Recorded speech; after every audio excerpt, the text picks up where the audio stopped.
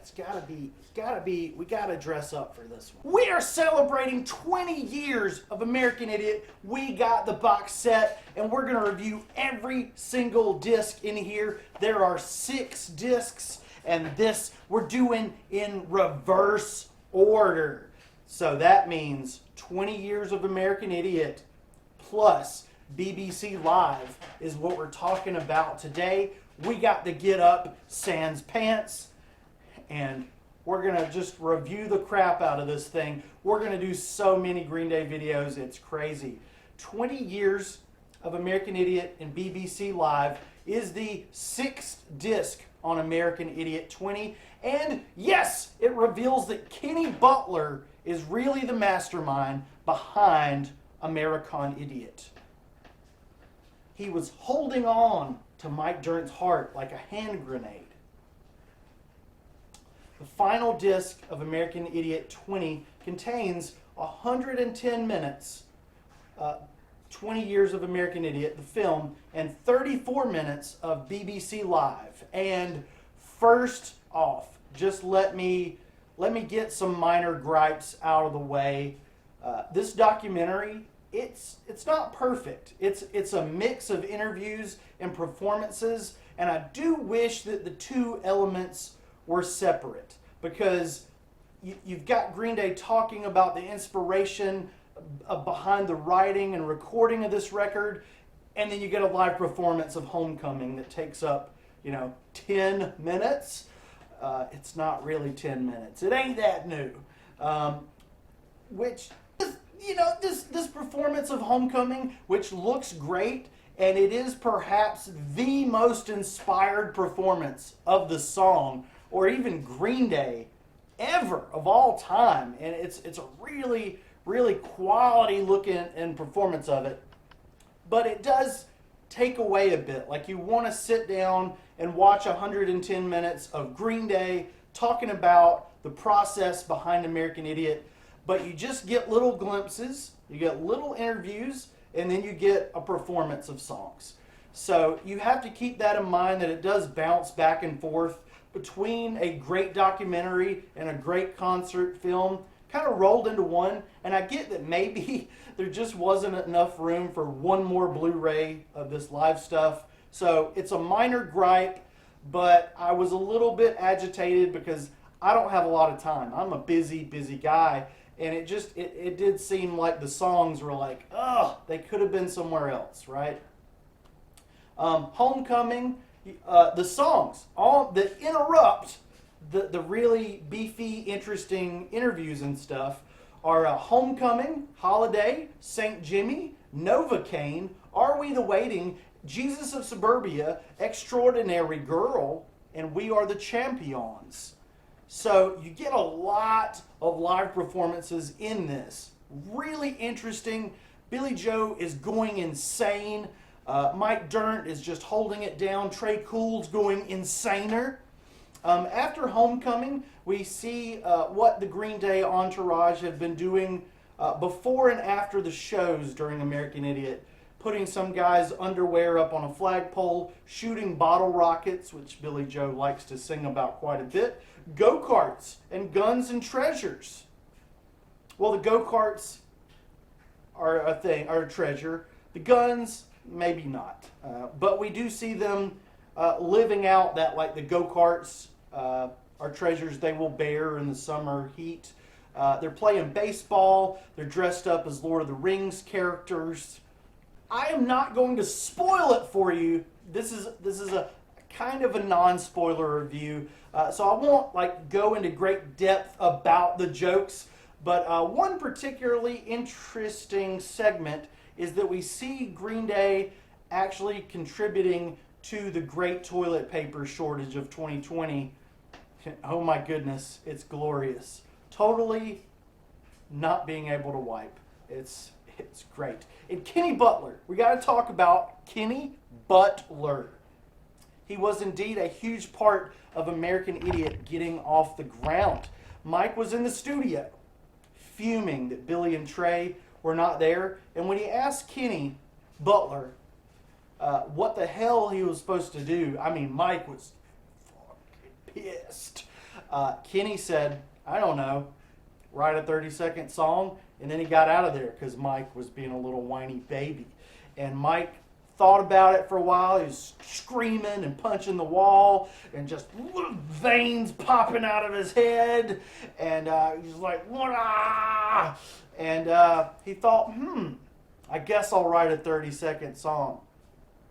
So Kenny Butler, random dude in the Green Day entourage, it's all because of him. All hail Kenny Butler, random dude from the Green Day world. I'm dead. Then, Holiday interrupt this insanity to bring you Holiday.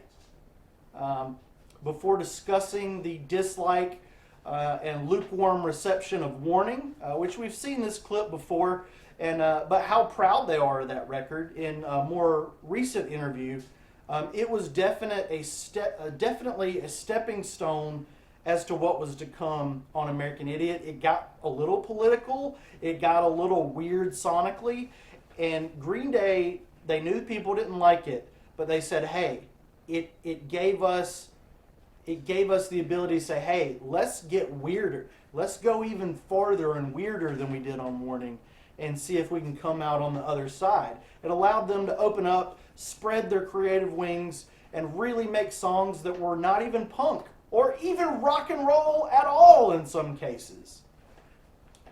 Aliens. It was the Aliens. I love that Rocky Horror Picture Show is an influence too. I'm interested in trying to kind of piece that out of the listening experience of American Idiot a little bit, along with other stuff that we know, like David Bowie and The Hole. And then St. Jimmy interrupts. The song, the guy, the legend. And then we get the behind-the-scenes action where the entire band and the big 3 or 4 that are hanging out with them are practicing some of the Jesus of Suburbia harmonies, which is a real highlight for me, especially when you hear Jason doing a really, really strong, I don't care if you don't. And then like, what is it, Mike Polino? I don't know. I don't think his suit, I don't think his suit fit right because he looked kind of like a marionette back there. He was like, I'm Mike Polino. I can't move my arms and legs. He looked like a marionette dummy, and I'm sorry. He looked like an American marionette. The lonely road, 20 years has gone so fat because I don't fit the shirt so good. 20 years also has the disc is called 20 Years of American Idiot. And it also has some Dookie classics blasting in the background as we learned a few new things about American Idiot. Even some of the Warning cuts kind of playing in the background. There's a lot of variety in the mix. Jilly Bo Legweek shares some personal stories from his childhood, which are completely new, at least to me, and interesting. And you see him in these backstage videos, like being like not on. Like he's not doing an interview, he's not trying to ham it up for the camera. He's looking like a regular guy, even his black suit and guy liner. Oh, I should have done guy liner for this video. But you get to hear him just like chit-chatting, like an old friend, because he's talking to his old friends. Give Me Novocaine interrupts. And while we're on the interrupting songs, I just got to say again, some of the most fiery performances you'll ever hear. These are really the cream of the crop. Somebody went to a lot of trouble to get these really, really epic performances. And then there's wrestling with Jason White. I know here on the channel we've talked about Green Day guys wrestling each other, and you get Jason White wrestling. So we can kind of figure out who's the better wrestler in Green Day. There's a guy named Jordan on the phone with Jilly Bo Legweek, and then Jilly Bo puts him on the phone with someone else. There's some other little punk rock bands in this Blu-ray by the name of MCR. They make an appearance, getting pranked by Green Day, proclaiming how special the tour is. Oh, and Newfound Glory make a brief appearance too. That's pretty cool. Pretty cool. Très cool. It's a tie, right? Let me in. You got to be there. You got to watch the Blu-ray. It's not down there. I'm just not wearing pants. Green Day's live rendition of We Are the Champions gets a particularly spectacular kind of music video. And Jason White's guitar parts are either beefed up for this release or this Blu-ray, or he's shredding like he's never shredded before. That happens in several places where it's like Green Day are at the top of their game on the American Idiot tour. Billy's losing his mind, transforming into St. Jimmy, but like the guitars are just like extra beefed up, and the keyboards are like organs. It sounds like real freaking organs. Not like like my heart, like a hand grenade, but like organs, like an old lady going playing American Idiot, the funeral rendition on the Send Signs. Trey, Billy, Mike, and Trey. Billy's making hand gestures, and Trey is being Trey on the drums. Mike Dirnt is holding down the rhythm like nobody likes him, and he just don't care. He don't care if you don't care. He don't care if you don't care. He don't care if you don't like him. Nobody likes you. Jason White, Ron Blake, not Ronnie. Remember they used to call him Ronnie Blake. It's Ron now. He only wants to go by Ron Blake. Jason Frias and Mike Plano get their names up in lights, and there's really a lot of like Trey Cool singing really funny, goofy stuff that we need official releases of. Like his rendition of a popular NWA song. What does NWA stand for again? Oh yeah! Hee-hoo! Trey Cool also covers Team American Police Force, which is amazing. I want it to be the next single from Green Day. I know it's only like 4 seconds, but our attention spans, I think, can handle something that long, I think.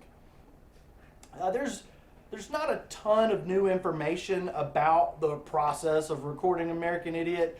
That's reserved for the booklet, which I think maybe I'll do a video about that too. But it is a lot of fun to watch, and there's definitely a lot of the band goofing off, which will be new to your eyeballs, much like the BBC Live sections we're about to talk about next. And for the 20 years of American Idiot, I am giving that portion of this Blu-ray a 4.5 out of 5. BBC Live, baby! BBC Live, baby! It has 2 different performances, a bunch of songs on the top of the pops, and then there's 2 songs from Later with Jules Holland, who's a character. We'll talk about Jules Holland in a minute. And with Jason White looking like Patrick Stump of Fall Out Boy for some reason, and an unfamiliar face on rhythm guitar. I certainly have never seen that person before. I don't know. Who is that? Tell me in the comments who that is. At the top of the pops, Green Day performs St. Jimmy, Give Me Novocaine, She's a Rebel, Welcome to Paradise, Wake Me Up When September Ends, Whoa! Wake Up! And Jesus of Suburbia. I like how during She's a Rebel, the confused looking backup guitar guy kind of slowly disappears behind the amplifiers. I think maybe he was like playing keys back there or something, or just trying to figure out how the hell he ended up on stage with Green Dot. I'm dead. He actually becomes a floating head during Jesus of Suburbia. He's like baffled. I'm baffled. Overjoyed. Who was that guy? He was like, he looked very confused. He was like, why am I playing guitar? Why are we all dressed like this? I don't know who I am or what's going on. Who was that? Jules Holland, though, he's an odd host, and it is kind of jarring to see these other people with Green Day, but it's in a good way. Jules Holland, I'm going to have to look him up. He seems like a cool dude, and you know, like the odd guitar player, he kind of stands out in the video, which is just kind of a weird clash with Green Day. But Green Day, they rip-roar through American Idiot. Gosh, how many versions of this song do we have now? at least 15, 20 official releases of American Idiot. It's like surpassing Basket Case on like the amount of versions of this song that we can have. It's got to be in the double digits. But then they performed Boulevard of Broken Dreams, and I know there were maybe another song or two that they performed here, but let's get real. This American Idiot 20, it's like 8 hours and 6 minutes long. Quote me on that. And so we got to stop at some point. We got to stop, and we must stop with BBC Live getting a 5.5 from me. Everybody! Which means, so we got to combine the scores for both of these, right? Because it's on one freaking Blu-ray. So, Disc 6 of American Idiot 20 as a whole gets a 4.8 out of 5 from this dude right here, because I am that dude. Make sure to subscribe because I am reviewing each and every part of American Idiot 20. And next up is Heart Like a Hand Grenade, now with more nudity.